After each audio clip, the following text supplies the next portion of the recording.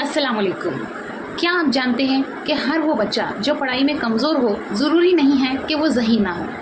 बहुत से बच्चे आम या गैर मामूली ज़हानत रखते हैं, लेकिन उनका दिमाग मालूमात को सीखने और इस्तेमाल करने का तरीका दूसरों से मुख्तलिफ होता है। इसी कैफियत को लर्निंग डिसेबिलिटी कहते हैं, यानी तालीमी माजूरी।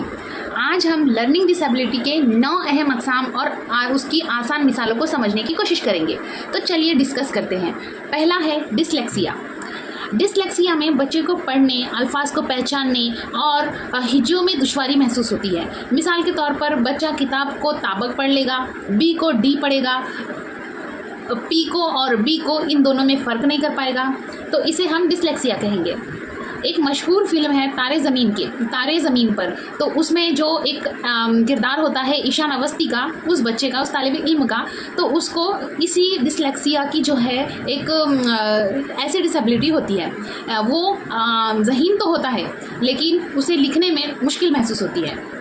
दूसरी लर्निंग डिसेबिलिटी है एलेक्सिया।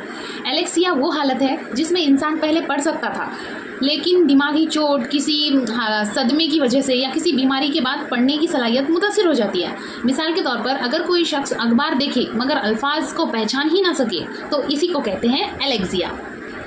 तीसरी डिसेबिलिटी है डिस्ग्राफिया। डिस्ग्राफिया में बच्चे को लिखने, हुर्फ बनाने, अल्फाज तरतीब से और साफ लिखाई में मुश्किल होती है। मिसाल के तौर पर बच्चे को जवाब मालूम होता है, लेकिन उसे कागज़ पर सही तरीके से कैसा लिखना है ये वो नहीं कर पाता। इसे ही कहते हैं डिस्ग्राफिया। हमारा चौथी जो लर्निंग डिसेबिलिटी है वो है डिसकैलकुलिया।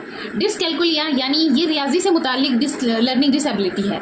ऐसे बच्चों को जमा, तफरीक, ज़रब, तकसीम, ऐसे ये तमाम सवालात हल करते वक्त जो है वो बहुत ज़्यादा दुश्वारी महसूस होती है। मिसाल के तौर पर 1 जमा 1 2 होता है, लेकिन फिर भी उसे उस फिंगर पर या उंगलियों पर गिन कर बताना पड़ता है कि 1 जमा 1 2 होता है। 5 जमा 1 6 होता है, लेकिन इसमें भी उसे जो है वो दुश्वारी महसूस होती है। इसे ही हम डिसकैलकुलिया कहेंगे। अब आगे बढ़ते हैं और देखते हैं अफेजिया। अफेजिया यानी क्या?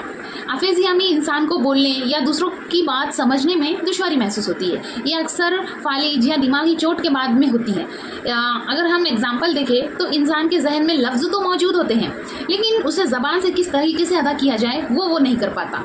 इसे हम अफेजिया कहेंगे। या फिर हम एक मिसाल ले सकते हैं इसकी कि माइक के सामने आते ही घबरा जाना या बोल नहीं पाना, या वर्ड्स जो है वो जहन में लाने में दुश्वारी महसूस होना, ये तमाम चीज़ें अफेजिया से ताल्लुक़ रखती है। अब हम आगे बढ़ते हैं और डिस्कस करते हैं एप्रेक्सिया के बारे में। एप्रेक्सिया यानी क्या? एप्रेक्सिया में दिमाग जानता है कि क्या करना है, मगर जिस्म को सही हुक्म नहीं दे पाता। मिसाल के तौर पर बच्चे को मालूम है कि ब्रश कैसे करना है, लेकिन वो ब्रश सही तरीके से इस्तेमाल नहीं कर पाता। उसे ही हम एप्रेक्सिया कहेंगे। आगे बढ़ते हैं और देखते हैं डिस्मॉर्फिया। डिस्मॉर्फिया यानी क्या? डिस्मॉर्फिया में ये एक ऐसी कैफियत होती है कि इंसान के जिस्म के बारे में वो गलत जो है वो तस्वुर करने लगता है। मिसाल के तौर पर आईने के सामने खड़े होगा और ख़ुद को काफ़ी मोटा महसूस करेगा, पतला महसूस करेगा या बदसूरत महसूस करेगा। ये जो तमाम चीज़ें हैं जो अपने ही ख़यालात में वो महसूस करने लगता है जब वो आईने के सामने आता है, तो इसे ही हम डिस्मॉर्फिया कहेंगे। अब आगे बढ़ते हैं और देखते हैं ADHD। ADHD यानी attention deficit hyper activity disorder. इसके नाम में ही तमाम चीज़ें छुपी हुई है। इसमें बच्चे को तवज्जो बरकरार रखने में, एक जगह बैठने में और जज्बात या हरकत पर काबू रखने में मुश्किल पैदा होती है। ऐसे बच्चे अपनी जगह से उठ जाते हैं, बात काट देते हैं या एक काम मुकम्मल किए बगैर दूसरा काम करना शुरू कर देते हैं। एक्चुअली में ये शरारत नहीं होती है, बल्कि इसे हम न्यूरो डेवलपमेंट डिसऑर्डर भी कह सकते हैं।